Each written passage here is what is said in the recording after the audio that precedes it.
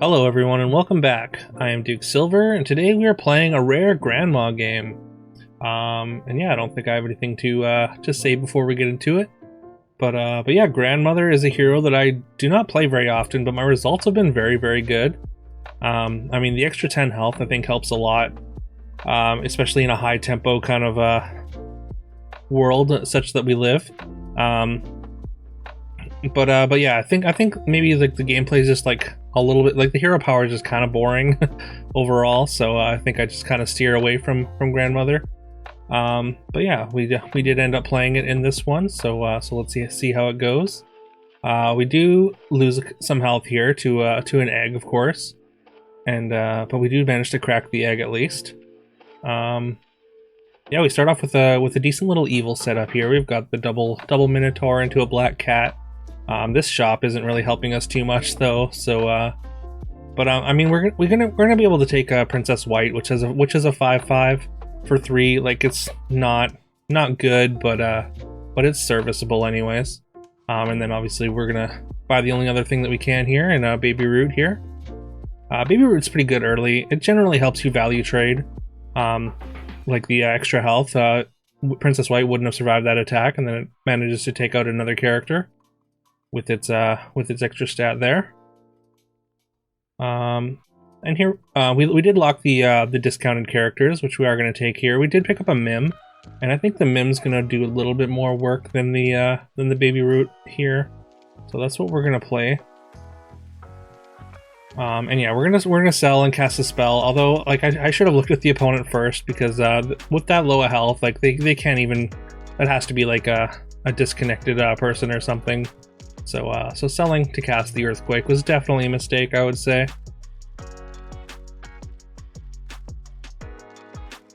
Okay, so we pick up an Evil Witch here, which works pretty well with our Black Cat and sort of our Kitty Cut Purse. It doesn't really work with our Princess Peep, so we end up cutting that and just going with like a full evil setup here. It's definitely not a great evil setup, but it's not the worst ever. And we lose a 50-50 there to lose some HP. We're only down to 40, so we're still pretty healthy.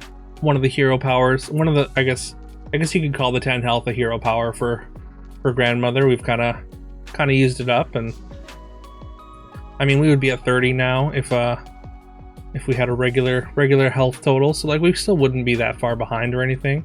And I do like taking experience on Grandmother, just because I mean you get a pretty decent little power spike at level 6, so getting ahead on experience is good.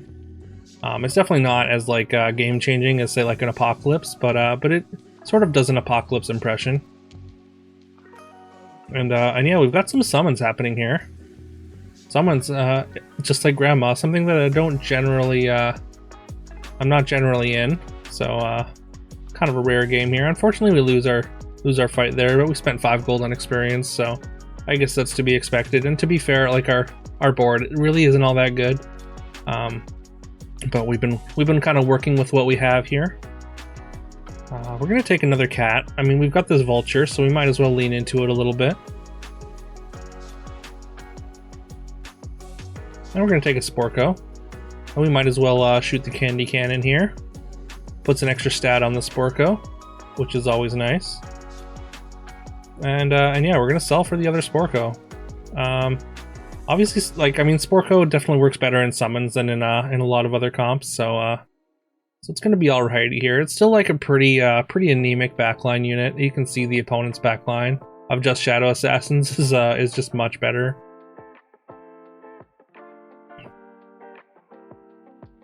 All right, we pick up a triple finally, and it's gonna be a Wicked Witch or Evil Witch. And yeah, as much as I would like to take Crystal Ball, I think Power Orb, based on what comp we are so far, is just going to be better. I mean, all the extra bodies we get from the summons, Power Orb is just going to be a lot better than it would be naturally. Also buffs up the stats on our Sporkos, making them a little less embarrassing back there.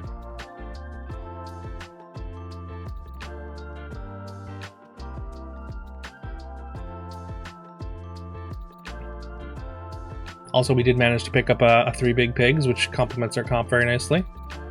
Just kind of glossed over it. Unfortunately, the size of the ranged over there is going to be a little bit too much for us here, and we are going to drop down again. We're down to 18. We would be at 8 normally if we didn't have the extra 10 health, so in a pretty precarious situation, but that 10 health buffer, I think, is we're definitely making use of it at this point.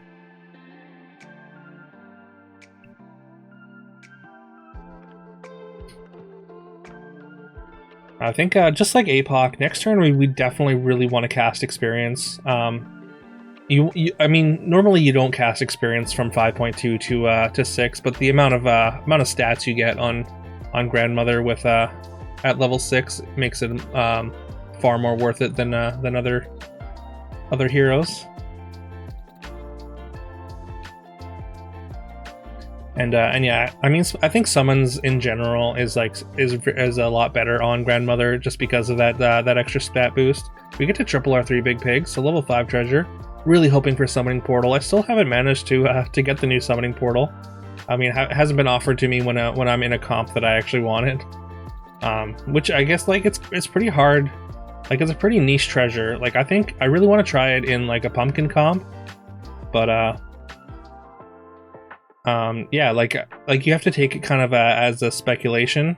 Like if you're already in evils, then I don't know. It's in kind of a weird spot where like it seems like it's going to be really good in pumpkin, but at the same time, like when do you take it, right?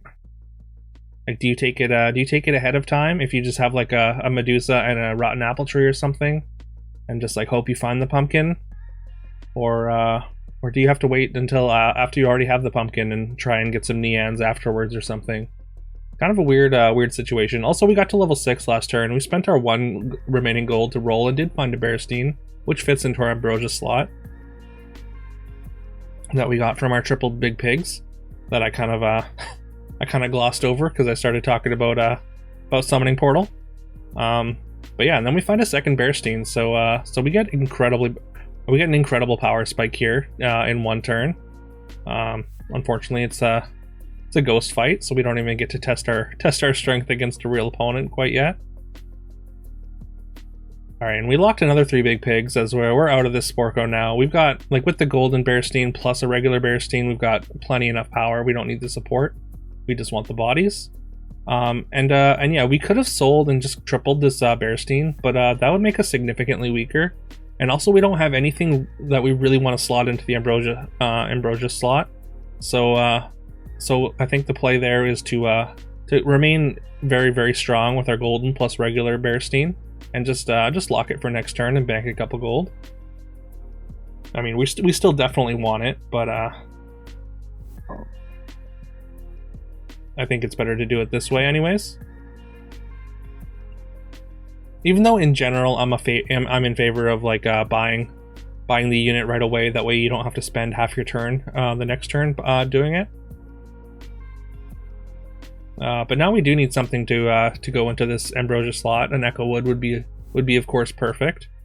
We do find Mix-a-Wizzle plus TLK here, so we're gonna mix one of our 4s into a TLK, which is also gonna give us a level 2 treasure, which we would absolutely take a Magic Runes here. Unfortunately, it is not offered to us, but it does TLK into a pumpkin. So now we have a pumpkin in our Ambrosia slot, and pumpkin actually works really well here. I mean, 5 of our 7 characters are evil here, and we got 2 level 5 even. And if somehow the pumpkin dies before the Bearstein, then we'll probably get some animals and get some extra stats via summons. And yeah, the size of our summons are gonna, I guess I shouldn't say easily, but we take down this Zippy with relative ease.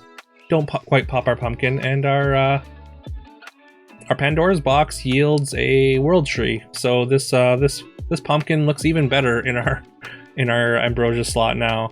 We did skip over an Evil Twin, which, I mean, usually I cast Evil Twins when I see them, but I figure it's better to like find something else rather than just Evil Twinning like a pumpkin or something. Although I am going to cast this Evil Twin. I just wanted to see if we could, like, I guess, like, cast or get some natural characters. I was going to Evil Twin the pumpkin, but I think I think evil twinning the Bearstein and then putting the Bearstein in the Ambrosia slot is actually going to be better with the amount of summons that we already have. I mean, I think it just makes a lot of sense to just really lean into the summons, even with the World Tree.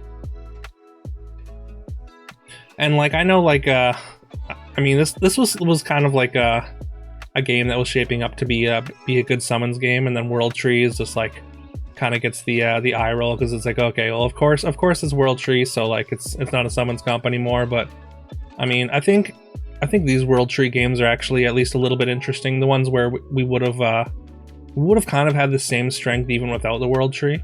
I mean, we're gonna be adding our World Tree units, of course, but I think in general, I think these World Tree games are, again, I think they're at least kind of interesting. Where we were gonna I guess win. I don't want to say like guaranteed we were gonna win, but we were definitely gonna have a decent power level even without the World Tree here. And the World Tree isn't necessarily the defining part of our comp, and we're definitely still a summons comp, even though we are a World Tree summons comp. And yeah, you can see how big those pumpkin summons get with our double golden Bearstein, which is pretty fun.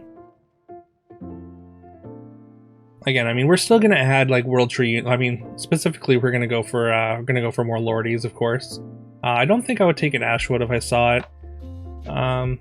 There's another evil twin, and I think we're gonna go for the evil twin on the Lordie this time. I was gonna evil twin the Bearstein and just like really go all in here, and maybe have a full line of Bearsteins. But I mean, I think having the third Bearstein there is probably a little bit redundant, and just ends up opening us up more to sort of scam.